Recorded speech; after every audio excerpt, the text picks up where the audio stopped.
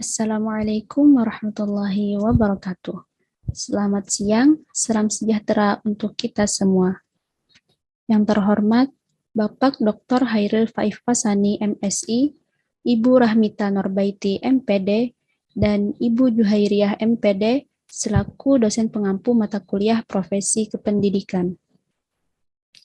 Sebelumnya, saya ucapkan terima kasih kepada dosen pengampu mata kuliah ini yang telah memberikan kesempatan kepada kelompok kami untuk presentasi. Dan saya ucapkan terima kasih kepada teman-teman yang menonton video presentasi kali ini. Saya Sofwati dengan NIM 211011181200017 yang bertugas sebagai moderator pada presentasi kali ini. Di mana materi yang akan kami bahas adalah tentang penilaian kinerja guru. Adapun anggota dari kelompok 5 yaitu Bayu Rizky Hidayat dengan NIM 2110118210003, Hermina M. Sarapil dengan NIM 2110118720001, Kevin Haidar dengan NIM 2110118310018,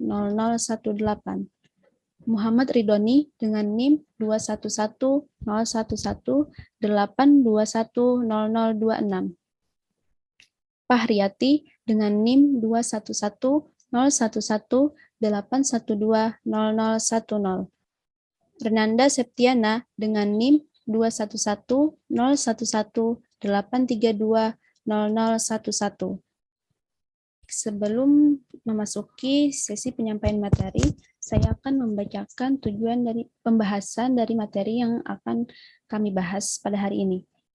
Yang pertama, untuk mengetahui apa itu penilaian kinerja guru. Yang kedua, untuk mengetahui persyaratan dan prinsip penilaian kinerja guru. Yang ketiga, untuk mengetahui prosedur pelaksanaan penilaian kinerja guru dengan sistematis. Selanjutnya, penyampaian materi akan disampaikan oleh rekan-rekan saya. Waktu dan tempat saya sediakan. Baik, terima kasih kepada teman saya yang telah mengizinkan saya untuk menjelaskan materi yang telah saya bawakan. Baik, kali ini saya akan membawakan materi tentang penilaian kinerja guru. Pertama, kita akan membahas tentang pengertian penilaian kinerja guru sendiri.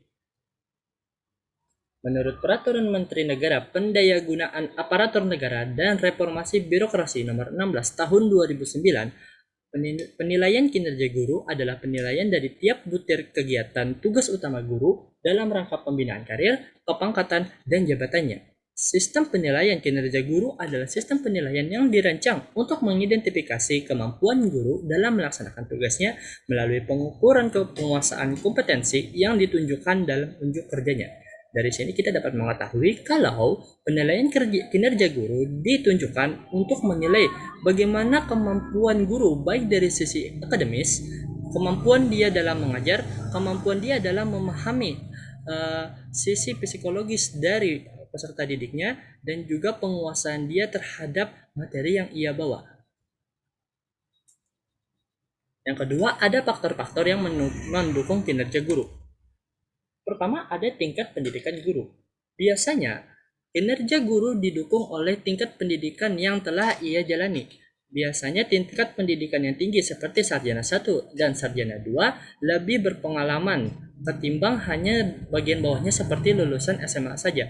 Bukan untuk menyudutkan atau bukan untuk menganggap kalau pendidikan guru yang sekitar SMA itu buruk, hanya saja biasanya tingkat pendidikan guru yang lebih tinggi itu memiliki lebih banyak pengalaman dan lebih banyak pengajaran.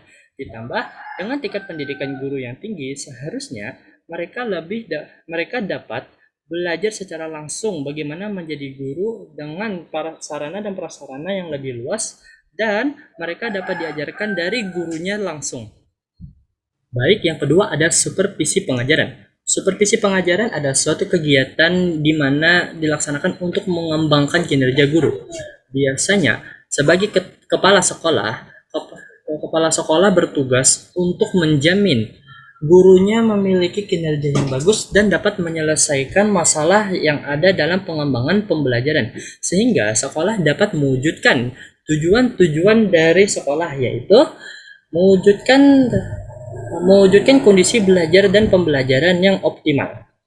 Yang ketiga, ada program penataran. Program penataran adalah suatu program yang diikuti setiap guru untuk mengembangkan kemampuannya. Oleh karena itu, program penataran merupakan faktor yang penting dan mendukung dari kinerja guru. Program penataran yang baik akan menghasilkan guru-guru yang dapat bekerja dan juga dapat melaksanakan pekerjaannya dengan baik dan profesional. Keempat, ada iklim yang kondusif. Iklim yang dimaksud di sini ialah situasi di dalam kelas. Situasi kelas yang baik dan juga kondusif akan menghasilkan kinerja guru yang cemerlang dan juga produktif. Sehingga harus diperhatikan bagaimana kondisi di ruangan kelas. Apakah ruangan kelas sangat bersih, rapi, baik, mungkin harum, dan lain-lain. Termasuk dengan pendukung-pendukungnya seperti ventilasi, penerangan, sarana, papan tulis, buku, rak, meja, dan lain-lain. Selanjutnya ada sarana dan prasarana. Tentu saja, sebagai seorang guru, kita tidak mungkin dapat menjelaskan kepada anak didik kita hanya dari mulut ke mulut. Harus ada sarana dan prasarana yang dapat mendukung kita dalam memberikan pengajaran kepada peserta didik, yaitu harus adanya sarana dan prasarana seperti buku, teknologi, atau mungkin dapat juga seperti aplikasi-aplikasi yang dapat memberikan bantuan kepada guru untuk memberikan pembelajaran yang lebih produktif, interaktif kepada anak didiknya. Berikutnya ada kondisi fisik dan mental guru. Kondisi fisik dan mental guru adalah salah satu faktor penting yang harus dimiliki oleh guru. Mengapa? Dengan kondisi fisik dan mental yang baik akan membuat seorang guru dapat memperlakukan dirinya secara profesional, baik, dan terukur. Jika kondisi fisik dan mental guru sedang terganggu, maka guru tidak akan dapat memiliki kinerja yang baik atau bahkan akan memiliki kinerja yang buruk. Selanjutnya ada gaya kepemimpinan kepala sekolah. Berhubungan dengan supervisi pengajaran, gaya kepemimpinan kepala sekolah juga penting dalam kinerja guru. Sehingga untuk meningkatkan kinerja guru, maka seorang kepala sekolah dituntut untuk adil dan juga tetap berusaha agar pengajar atau guru dapat memiliki pengembangan kemampuan sehingga mereka tidak takut untuk sehingga mereka tidak takut untuk gagal paham atau miskomunikasi ketika pembelajaran terjadi. Selanjutnya ada jaminan kesejahteraan. Jaminan kesejahteraan adalah suatu kondisi di mana seorang guru dapat memiliki pendapatan yang sepantasnya dan sewajarnya atas pekerjaan yang ia hasilkan. Mengapa itu penting? Kalau kita ingin menarik dari contoh dari negara lain, Finlandia adalah salah satu negara yang memberikan pendapatan tertinggi kepada seorang guru karena rasa respek dan juga kehormatan mereka kepada guru yang telah berusaha menghasilkan anak-anak atau mungkin generasi yang dapat menjadi generasi muda pembangun bangsa di Finlandia. Nah, dari sini kita dapat melihat kalau dengan adanya pendapatan yang wajar atau mungkin pendapatan yang cukup untuk seorang guru, maka seorang guru dapat memiliki kinerja yang lebih baik lagi dan tidak akan takut akan yang namanya ketidaksejahteraan atau mungkin ketidakadilan. Dan yang terakhir adalah kemampuan manajerial kepala sekolah. Seperti yang saya katakan tadi, di gaya kepemimpinan kepala sekolah dan supervisi pengajaran, kepala sekolah dituntut untuk bersikap adil, telaten, teratur, tidak diskriminatif kepada guru-gurunya, kepada guru atau pengajar di bawahnya, agar mereka dapat percaya dan juga mau respect kepada kepala sekolah, sehingga mereka dapat memberikan kinerja yang lebih baik lagi. Baik, itu saja yang bisa saya jelaskan kepada Anda semua. Semoga Anda semua dapat memahami penjelasan yang saya jelaskan. Terima kasih. Baik, materi selanjutnya ada prinsip pelaksanaan penilaian kinerja guru. Prinsip-prinsip utama dalam pelaksanaan penilaian kinerja guru adalah sebagai berikut. Yang pertama, berdasarkan ketentuan. Penilaian kinerja guru harus dilaksanakan sesuai dengan prosedur dan mengacu pada peraturan yang berlaku. Yang kedua, berdasarkan kinerja aspek. yang dinilai dalam penilaian kinerja guru adalah kinerja yang dapat diamati dan dipantau, yang dilakukan guru dalam melaksanakan tugasnya sehari-hari, yaitu dalam melaksanakan kegiatan pembelajaran, pembimbingan, dan tugas tambahan yang relevan dengan fungsi sekolah atau madrasah. Yang ketiga, berlandaskan dokumen penilaian kinerja guru. Penilai, guru, dan yang dinilai, dan unsur yang terlibat dalam proses penilaian kinerja guru harus memahami semua dokumen yang terkait dengan sistem penilaian kinerja guru. Guru dan penilai harus memahami pernyataan kompetensi dan indikator kinerjanya secara utuh, sehingga keduanya mengetahui tentang aspek yang dinilai serta dasar dan kriteria yang digunakan dalam penilaian. Yang keempat, dilaksanakan secara konsisten. Penilaian kinerja guru dilaksanakan secara teratur setiap tahun, diawali dengan penilaian formatif di awal tahun dan penilaian sumatif di akhir tahun. Materi berikutnya, kendala-kendala dalam penilaian kinerja guru. Berbagai kendala dalam penilaian kinerja guru antara lain: yang pertama, berbagai instrumen tentang penilaian kinerja guru yang berbeda-beda sehingga membingungkan kepala sekolah dan guru di sekolah. Yang kedua, keterbatasan kemampuan IT atau ilmu teknologi bagi sebagian kepala sekolah.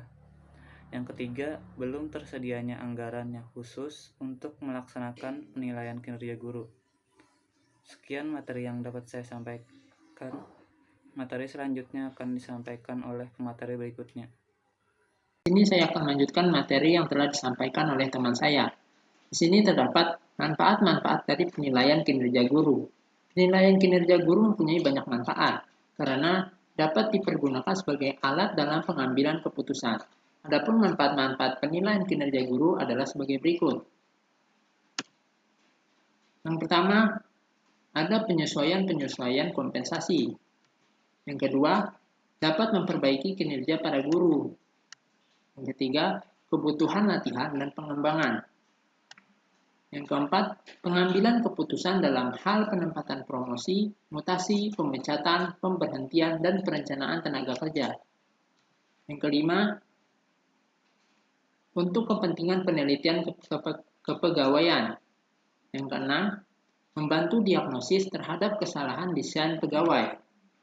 Yang ketujuh, untuk menyusun profil kinerja guru sebagai input dalam penyusunan program pengembangan keprofesian berkelanjutan. Yang terakhir, dasar penetapan perolehan angka kredit guru dalam rangka pengembangan karir guru.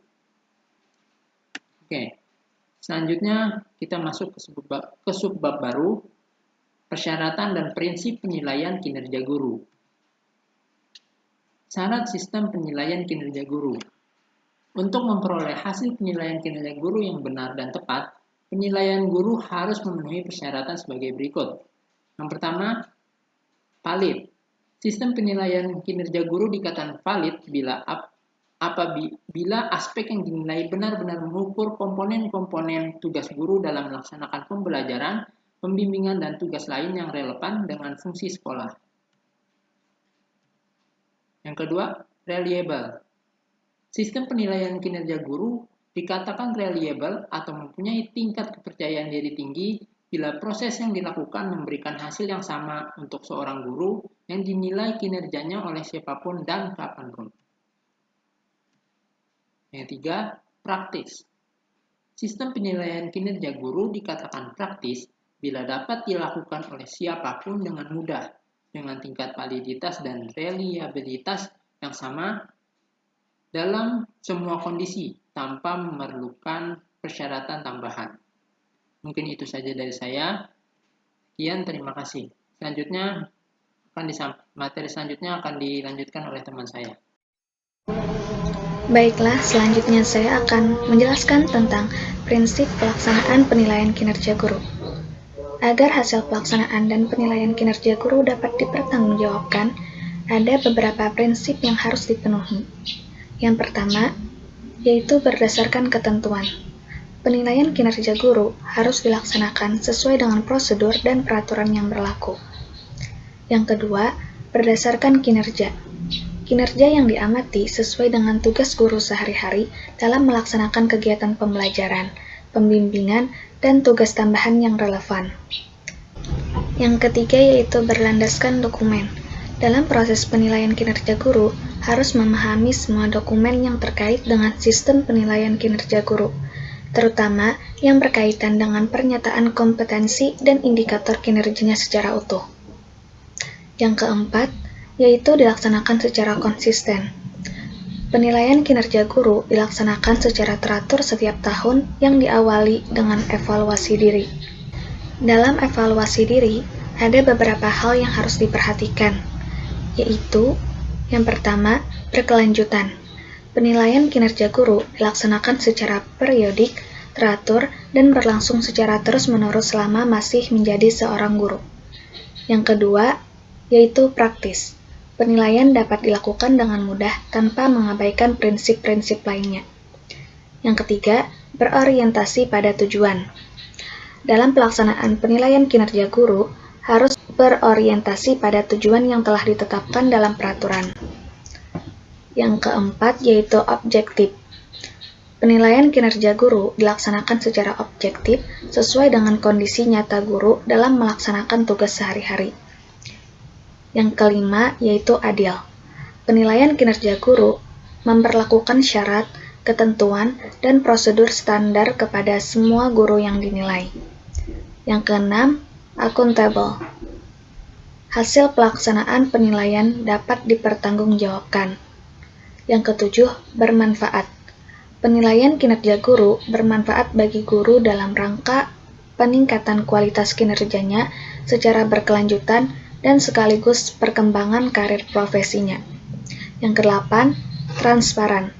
Dalam proses penilaian kinerja guru, memungkinkan bagi penilai, guru yang dinilai, dan pihak lain yang berkepentingan untuk memperoleh akses informasi atas penyelenggaraan penilaian tersebut.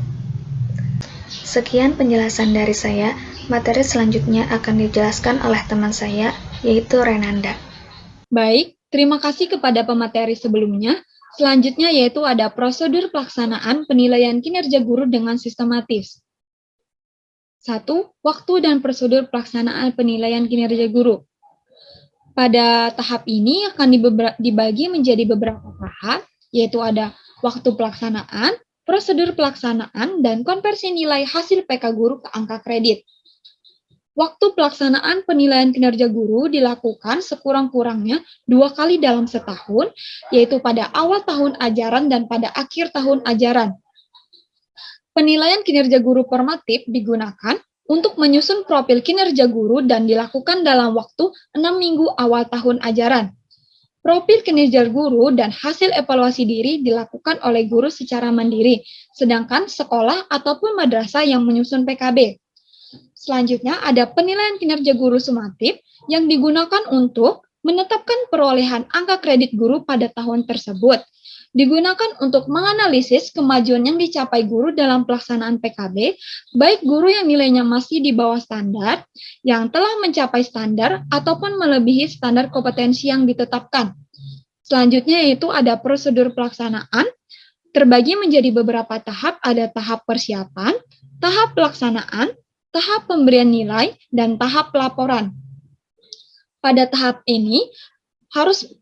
persiapan, tahap ini harus memahami pedoman penilaian kinerja guru, memahami pernyataan kompetensi guru yang dijabarkan dalam bentuk indikator, memahami penggunaan instrumen PK guru, dan tata cara penilaian yang akan dilakukan termasuk tata cara mencatat hasil pengamatan, dan tata cara mengumpulkan dokumen dan bukti fisik lainnya yang memperkuat hasil penelitian, dan memberitahukan pelaksanaan penilaian kinerja guru pada guru yang bersangkutan sekaligus memberitahukan jadwal waktu pelaksanaannya. Selanjutnya yaitu ada tahap pelaksanaan. Pada tahap pelaksanaan terbagi menjadi beberapa tahap, yaitu pada tahap sebelum pengamatan, selama pengamatan, dan setelah pengamatan. Pada saat sebelum pengamatan akan dilakukan pertemuan antara penilai dengan guru yang dinilai sebelum pengamatan di ruangan khusus tanpa ada orang ketiga. Selanjutnya yaitu pada saat selama pengamatan. Selama pengamatan bisa dilakukan di luar kelas ataupun di kelas. Penilai wajib mencatat semua kegiatan yang dilakukan oleh guru yang dinilai. Penilaian menggunakan instrumen yang sesuai untuk masing-masing penilaian kinerja. Selanjutnya pada masa setelah pengamatan, pada masa ini penilai dapat mengklarifikasikan beberapa aspek tertentu yang masih diragukan. Selanjutnya yaitu ada tahap pemberian nilai. Tahap pemberian nilai dibagi menjadi dua, yaitu ada tahap penilaian serta pernyataan kebenaran terhadap hasil penilaian. Pada tahap penilaian, penilai menetapkan nilai kompetensi sesuai dari angka 0, 1, 2, 3, ataupun 4. Mohon maaf, cuma 1, 2, 3, dan 4. Selanjutnya, sebelum memberikan penilai, penilai harus memberikan skor terlebih dahulu, yaitu ada 0, 1, dan 2 pada masing-masing indikator untuk setiap kompetensi. Selanjutnya, pemberian skor harus didasarkan pada hasil pengamatan dan bukti-bukti yang dilakukan oleh guru berupa dokumen yang lainnya yang dikumpulkan selama proses penilaian kinerja guru. Selanjutnya yaitu ada pernyataan keberatan terhadap hasil penilaian. Proses ini dilakukan penilaian secara terbuka. Guru yang dinilai dapat mengajukan keberatan baik kepada kepala sekolah ataupun kepada dinas pendidikan yang selanjutnya akan menunjuk seseorang yang tepat untuk bertindak sebagai moderator. Moderator yang akan bertugas melakukan pengulangan pelaksanaan penilaian kinerja guru untuk kompetensi yang tertentu yang tidak disepakati ataupun mengulang penilaian kinerja secara menyeluruh. Selanjutnya, yaitu ada tahap pelaporan. Pada tahap ini, setelah nilai penilaian kinerja guru formatif maupun sumatif telah diperoleh, penilai wajib melaporkan hasil penilaian kinerja guru kepada pihak yang berwenang untuk menindaklanjuti hasil PK guru tersebut. Hasil PK guru dapat dilaporkan berupa format kepada kepala sekolah ataupun koordinator PKB sebagai masukan untuk merencanakan kegiatan PKB tahunan. Hasil PK guru dilaporkan kepada tim penilai kabupaten atau kota, provinsi ataupun pusat yang sesuai dengan kewenangannya. Laporan penilaian kinerja guru ini digunakan oleh tim penilai untuk menetapkan sebagai dasar perhitungan dan penetapan angka kredit atau PAK tahunan yang selanjutnya dipertimbangkan untuk kenaikan pangkat atau jabatan fungsional guru. Selanjutnya yang itu ada konversi nilai hasil PK guru ke angka kredit. Pada tahap ini akan melakukan verifikasi hasil penilaian kinerja guru yang sesuai dengan Peraturan Menteri Negara Pendayagunaan Aparatur Negara dan Reformasi Birokrasi Nomor 16 Tahun 2009 tentang jabatan fungsional guru dan angka kreditnya. Hasil konversi ini digunakan untuk menetapkan sebutan hasil penilaian kinerja guru dan persentase perolehan angka kredit sesuai dengan pangkat dan jabatan fungsional guru. Sebelum melakukan pengkonversian hasil penilaian kinerja guru ke angka kredit, tim penilai harus memverifikasi terhadap hasil penilaian kinerja guru. Selanjutnya yaitu ada kegiatan ini dilakukan dengan menggunakan berbagai dokumen, yaitu ada dari hasil penilaian kinerja guru yang direkapitulasi dalam format rekap hasil penilaian kinerja guru. Ada catatan hasil pengamatan, studi dokumen, wawancara, dan sebagainya yang ditulis dalam format laporan dan evaluasi per kompetensi beserta dokumen pendukungnya yang disampaikan sekolah untuk pengusulan penetapan angka kredit. Itu saja dari saya. Materi berikutnya adalah prosedur pelaksanaan kinerja guru dengan sistematis yang kedua, yaitu pembahasan, yang meliputi A. Kriteria penilai kinerja. Penilaian kinerja guru dilakukan oleh kepala sekolah dan guru pembina atau koordinator PKB jika jumlah guru yang dinilai banyak. Akan tetapi, jika jumlah guru yang dinilai sedikit atau pas, maka bisa dilakukan oleh kepala sekolah sendiri. Penilaian kinerja kepala sekolah dilakukan oleh pengawas. Adapun beberapa kriteria yang harus dimiliki oleh seorang penilai adalah sebagai berikut. Memiliki jabatan paling rendah sama dengan jabatan guru atau kepala sekolah yang dinilai. Memiliki sertifikat pendidik. memiliki latar belakang pendidikan yang sesuai dan menguasai bidang kajian guru atau kepala sekolah yang akan dinilai, memiliki komitmen yang tinggi, jujur, adil, dan terbuka, memahami penilaian kinerja guru, memiliki keahlian, dan mampu untuk menilai kinerja guru atau kepala sekolah.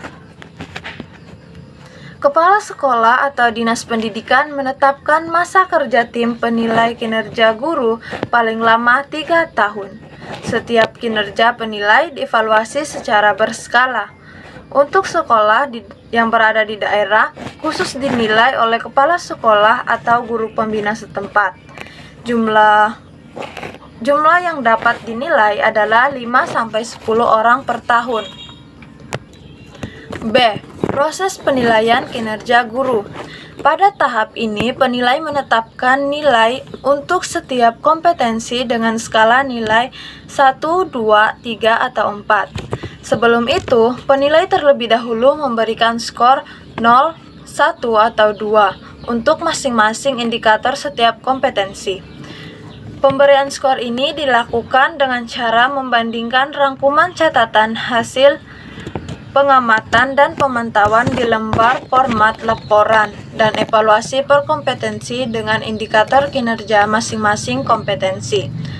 Adapun aturan pemberian skor untuk setiap indikator adalah skor 0 menyatakan indikator tidak dilaksanakan atau tidak mengajukan bukti. Skor 1 menyatakan indikator dilaksanakan sebagian atau bukti yang diajukan tidak lengkap. Skor 2 menyatakan indikator dilaksanakan sepenuhnya atau bukti yang diajukan lengkap.